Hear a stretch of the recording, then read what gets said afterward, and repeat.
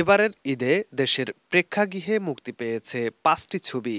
এর মধ্যে অন্যতম আলোচনায় রয়েছে সাকিব খান ও মিমি চক্রবর্তী অভিনীত রায়হান রাফি পরিচালিত তুফান সিনেমা। তুফান বলতে অ্যাটিটিউড লাগে। তুফান মুক্তির পরে সারা দেশে ছবিটি নিয়ে দর্শকদের সাড়ায় মুগ্ধ সিনেমার সংশ্লিষ্ট সকল মহলের মানুষ।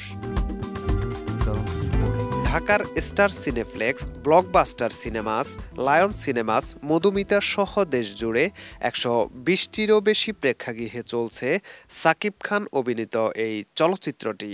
মুক্তির দিন থেকে শুরু করে এখন পর্যন্ত একের পর এক রেকর্ড গড়তে যাচ্ছে তুফান সিনেমা।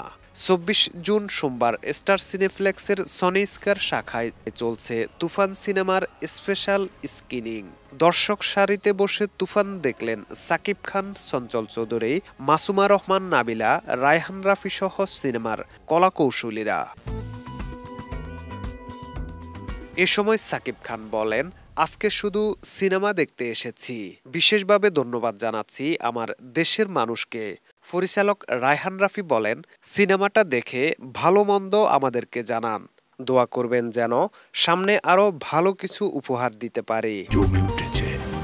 একজন গ্যাংস্টারের গল্পে তৈরি হয়েছে তুফান সিনেমা, যেখানে উঠে এসেছে ৯০ দশকের চিত্র। সে সময়ের এক নামকরা গ্যাংস্টারের কাহিনী নিয়ে এগিয়ে যাচ্ছে তুফানের গল্প। যৌথ প্রযোজনার তুফানে যুক্ত আছে বাংলাদেশের নামী প্রযোজনা সংস্থা সরকি ও আলফা আই। ভারত থেকে যুক্ত SBF। সাকিব খান, মিমি চক্রবর্তী ছাড়াও এই সিনেমায় আরও অভিনয় করেছেন অভিনেতা চঞ্চল চৌধুরী, অভিনেত্রী নাবিলা, মিশা সদাগর সহ আরও অনেকে।